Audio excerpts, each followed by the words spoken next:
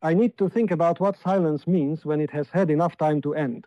Not the silence of a moment, not the pause before someone speaks, the silence of 4 billion years, the silence of a galaxy rotating 24 times while stars are born and die and no one says a word, the silence you can hear right now, looking up at a sky full of light that has been traveling toward you for longer than our species has existed, carrying nothing, no signal, no mathematics embedded in a pulsar's rhythm, no artificial geometry in orbit around a distant star, just photons, emptied of intent, arriving to a world where we have been listening for decades and hearing only ourselves reflected back. That silence has had time to mean something. If it were an accident, if it were just the difficulty of distance, the inconvenience of physics, the slowness of expansion, then time should be eroding it. The longer we listen, the more likely we should be to catch something. One stray broadcast, one leaking propulsion signature, one fossil of a long-dead transmission, still propagating, still findable, but the silence is not thinning, it is thickening, and there is a number that explains why this is not mysterious. It is expected. The number does not belong to astronomy or physics. It belongs to pure logic. And once you see it, you cannot go back to believing the silence is temporary. The number comes from thinking about how things spread when they are designed to spread. Not slowly, the way we imagine civilizations might expand carefully, deliberately, one star system at a time across millennia of cultural continuity, but the way a function spreads. The way anything spreads that copies itself and continues. You build one machine, you send it to another star. When it arrives, it does not stop. It builds two of itself and sends them onward. Each of those two does the same. 4 become 8, become 16, and at every star system the process repeats, not because anyone is commanding it, but because that is what the machine was built to do. You are not managing an empire. You are solving a traversal problem with recursion. And recursion does not care about politics or motivation or the lifespan of your civilization. Recursion cares about one thing: can the process continue? If yes, it does. This is not science fiction. This is applied computer science written onto matter and launched. And the timeline it produces is so short that it makes the galaxy feel small. Let me show you the arithmetic. Assume a probe can travel at 1% of light speed, slow by every measure we imagine for interstellar flight, but achievable with no physics we do not already understand. At that speed, crossing the distance between neighboring star systems, say, 4 light years takes 400 years. The probe arrives. It needs time to identify resources, mine an asteroid, refine materials, construct 2 copies of itself, and launch them. Generous estimate, another 100 years. 500 years total star to star. Now ask, how long does it take to visit every star system in the galaxy? The Milky Way contains between 200 and 400 billion stars spread across a disk roughly 100,000 light years wide. If you tried to visit them one at a time, sequentially, moving at 1% of light speed, it would take tens of billions of years, longer than the current age of the universe. Impossible. But you are not visiting them one at a time. You are doubling at every step. After 1 hop, you have 2 probes. After 2 hops, 4. After 10 hops, 1,024. After 20 hops, more than 1 million. After 30 hops, 15,000 years of elapsed time, you have more than 1 billion probes in flight, and the galaxy has not yet noticed. Run the function to completion. Assume the probes do not even fill the galaxy, they just touch every star system once, drop a presence, and move on. How long does that saturation take, starting from one machine launched from one world? Between 500,000 and 1 million years. Not 1 million years per attempt. 1 million years total. One civilization, one launch, one initial investment of resources, and within a cosmologically trivial interval, the entire galaxy has been visited. If the probes do anything observable once they arrive, if they emit a signal, if they alter an asteroid's orbit, if they build anything at all that lasts, then the galaxy is not empty. It is marked. Everywhere. Permanently. Now ask the question the silence forces on you. If anyone, anywhere in the history of this galaxy, ever built one of these, just one, where is it? Not where are they? Where is the one that arrived here, in this star system, in the 4.5 billion years since the sun formed? Our star is not special. It is not remote. It is an ordinary G-type star in the inner disk of an ordinary spiral galaxy, exactly the kind of system a survey probe would visit, because there is no reason not to. If the galaxy were saturated with von Neumann probes, if any civilization in the last several billion years had launched even a single replication chain, then statistically, this system should have been visited. Not eventually. Millions of years ago, long before the first stromatolites, long before oxygen, long before anything on Earth could look up and notice, and we should see the evidence. Not ambiguous, not subtle. A von Neumann probe does not hide. It is not designed for stealth. It is designed to function, to extract, refine, build, transmit. If one were here, we would find it the way we find every other remnant of engineering. We would see the geometry, the isotope ratios that do not occur in nature, the orbits that were moved, the signals still repeating in the dark, degraded by time but still legible as pattern. We see none of it. We see asteroids untouched for billions of years. We see no orbital structures older than our own satellites. We see no transmission that does not trace back to us. The silence is not incomplete data, it is data. And the data says, no one came.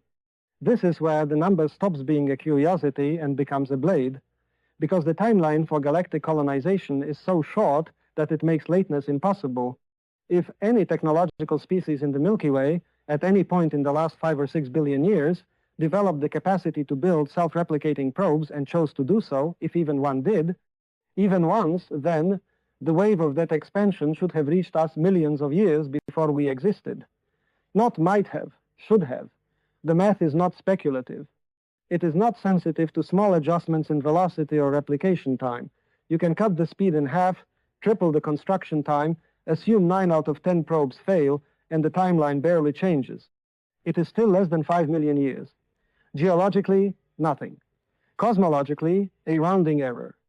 The galaxy is 13.6 billion years old. Our sun is 4.6 billion years old. Earth has been habitable for perhaps 3 billion years. The window in which a probe launched anywhere in the galaxy at any time in the last several billion years could have reached this system is not narrow, it is vast. 1,000 times longer than the colonization timeline, 100,000 times longer than human civilization, and in all that time, across all that volume, across all those billions of stars with billions of years of independent evolutionary history, no one did it, or no one could. This is the turn. This is where the von Neumann probe stops being an idea about exploration and becomes a tool of elimination, because the absence is not neutral, it is a constraint. It is the universe telling you that one of the following must be true. Technological civilizations capable of building self-replicating probes do not arise, or they arise and choose, universally and without exception, never to build them. Or they arise, they build them, and something stops the probes before they spread. Or they arise, they build them, and something stops the civilizations before they finish. These are not options, they are the only options. The math removes everything else, and each one is a kind of alone. Let me be precise about what I mean when I say the math removes everything else. There are those who argue that civilizations might simply choose not to expand, that they reach a point of technological maturity where they no longer feel the need to explore, to propagate, to leave a mark, that they turn inward, they build virtual worlds more interesting than the physical one, they achieve some form of enlightenment or equilibrium that makes the stars irrelevant, and perhaps that is true for some, perhaps even for most, but the von Neumann probe does not require most. It does not even require many, it requires one. One civilization in all of galactic history that did not turn inward. One species that retained curiosity or ambition or simply the desire to know what is out there. One culture that built the probe not for conquest, but for science, for legacy, for the simple reason that they could, and if the galaxy has produced billions of planets, and if even a fraction of those planets produce life, and if even a fraction of those produce intelligence, and if even a fraction of those produce technology, then the probability that all of them, without exception, across billions of years, shows restraint is not merely low, it is functionally zero. The same applies to the idea that civilizations destroy themselves before they can launch. Perhaps they do. Perhaps most technological species reach a point where the power to create and the power to destroy converge, and the latter wins. But again, not all. Not every time. The galaxy is old. The number of trials is immense. If even 1 in 1,000 civilizations survives long enough to build and launch a self-replicating probe, the sky should still be full. If 1 in a million survives, we should still see them. The timeline is so short and the replication so aggressive that rarity is not protection. The probe does not need to be common. It needs to happen once. And it has not.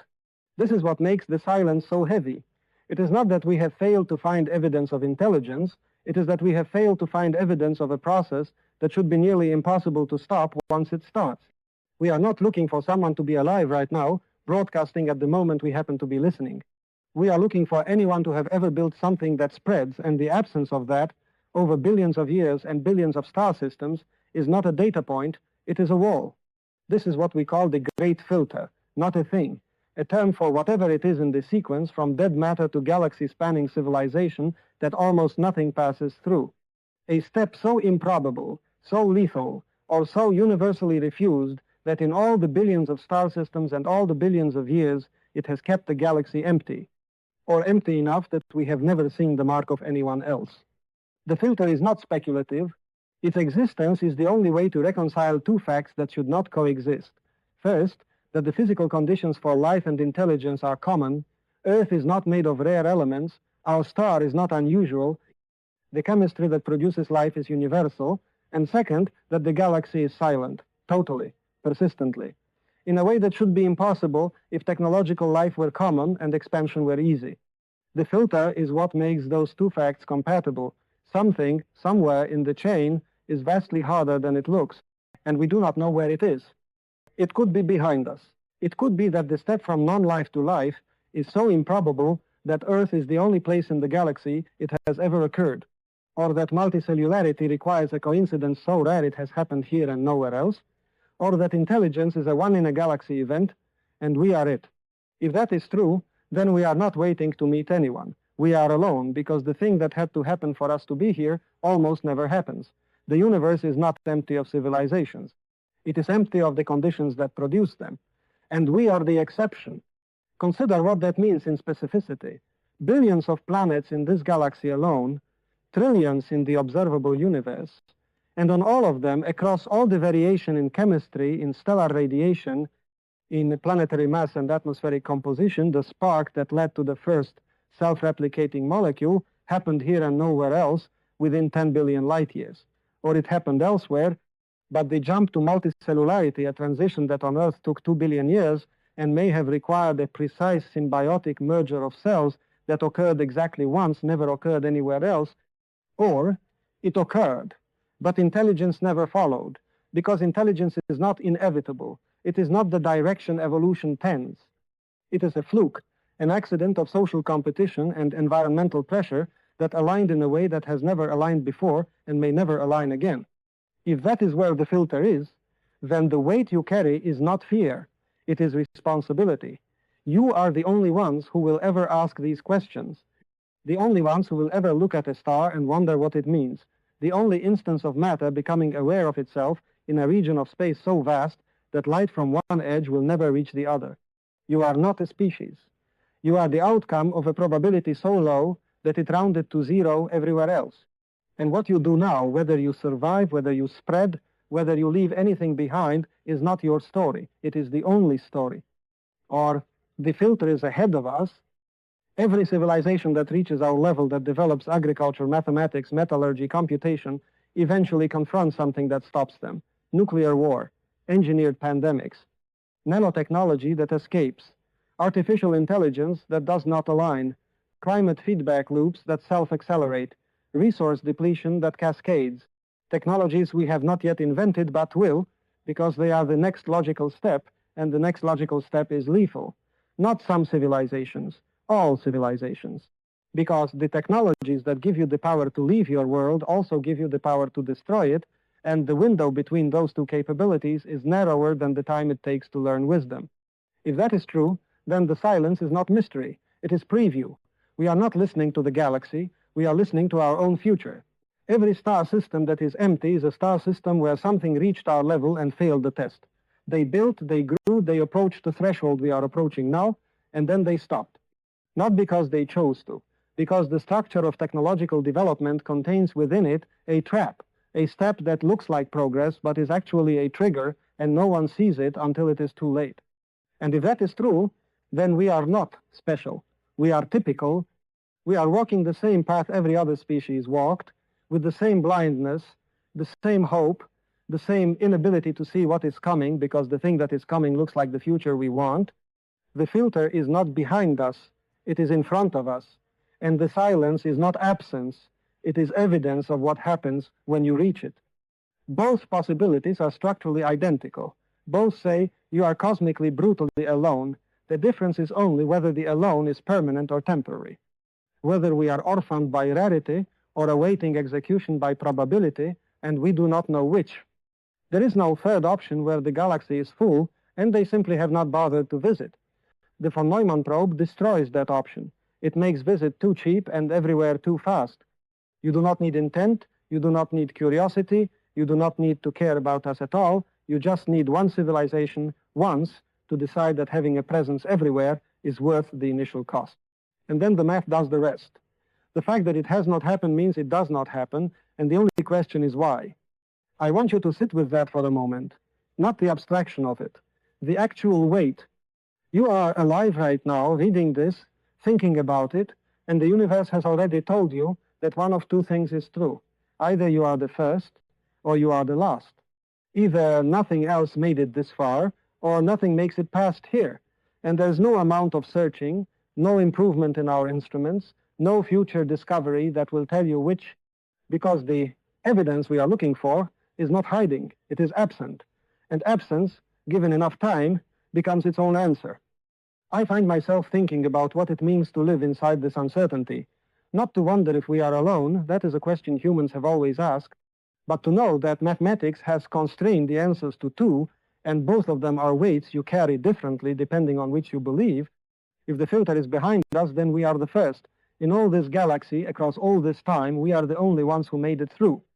Every star you see is a furnace that has never been visited, never been named, never been touched by anything that knew it was there. The future is open. We could fill it. We could become the thing that breaks the silence, that sends the probes, that makes the galaxy something other than a waste of hydrogen. But the weight of that is its own kind of alone. To be first is to have no one to learn from, no one to warn you, no one to contact when you do not know what comes next.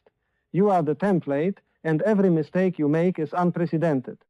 There is no one to tell you which technologies are safe, no one to show you how they survived their own industrial revolution, their own nuclear threshold, their own moment of artificial intelligence. No one to say, we tried this and it killed us, so do not try it. Or we tried this and it saved us, so here is how. You are inventing civilization in a vacuum with no reference, no comparison, no external perspective to tell you whether what you are doing is normal or insane. Every choice is a guess. Every risk is unquantified, and if you fail, there is no one to notice. The galaxy will continue, empty, as if you never existed. If the filter is ahead, then we are the last, or near it. The farthest anything has gotten in this region of space and time before the universe corrects. And the silence is not absence, it is evidence. Every empty star system is a grave we have not yet recognized as such. Civilizations arose, built, dreamed, reached, and then stopped. Not because they chose to, because something in the structure of technological development is lethal, and we are approaching it the way every other species has, with the same tools, the same vulnerabilities, the same blindness to what comes next. The weight of that is not fear, it is arithmetic. You are not safe because you are special, you are exposed because you are typical. And the cruelty of it is that you cannot know which until it is too late. If the filter is behind you, you will never see the evidence because there is no one else to produce it. You will search and find only silence. And that silence will feel like confirmation, but it will never be proof. You will die alone without ever knowing if you were the first or just early. And if the filter is ahead of you, you will not see it coming. It will look like progress. It will look like the next logical step. You will take it because not taking it feels like stagnation, like cowardice, like refusing the future, and then you will stop. And the galaxy will add your silence to the rest. I do not know which of these is true. No one does. The von Neumann probe does not tell you where the filter is. It only tells you the filter is real. That the silence is not noise, not delay, not a failure of our instruments or our patience. The silence is the answer to a question we did not want to ask. And the answer is, if they were out there, you would already know. We have been listening for decades. We have been looking for longer. And we have found nothing that did not come from us. No signal, no probe, no mark. The galaxy has had billions of years to produce someone else, and the speed at which a technological species could spread means that not yet is not an explanation, it is an evasion. The timeline is too short, the galaxy is too old. If it were going to happen, it would have already happened. The absence is not provisional, it is structural. And so we sit here on a small world orbiting an ordinary star, looking out at 100 billion star systems that have been silent for longer than our species has existed, and we do not know if the silence means we are the first to make it this far or the next to disappear. Both are true in some galaxy somewhere. We just do not know which galaxy we are in. The von Neumann probe is not a machine, it is a proof. It proves that expansion is cheap, that saturation is fast, and that the absence of anyone else is not accident. It is the result of something filtering us all. We do not know what it is, we do not know where it is, but we know it is there, the same way you know a wall is there when every direction you run ends in impact. And until we know which side of the filter we are on, we are living inside a question that mathematics has made unbearable. Are we alone because nothing else made it this far? Or are we alone because nothing makes it past here? The number says one of those is true, the silence confirms it, and we are still here, still looking up, still listening, not for an answer anymore, but for any indication at all of which sentence we are serving.